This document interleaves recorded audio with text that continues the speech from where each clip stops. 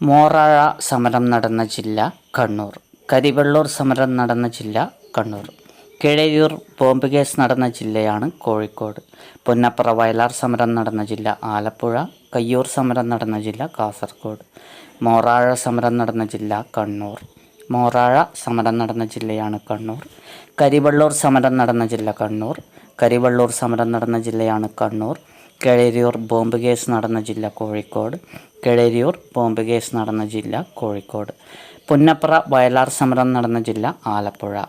പുന്നപ്ര വയലാർ സമരം നടന്ന ജില്ലയാണ് ആലപ്പുഴ.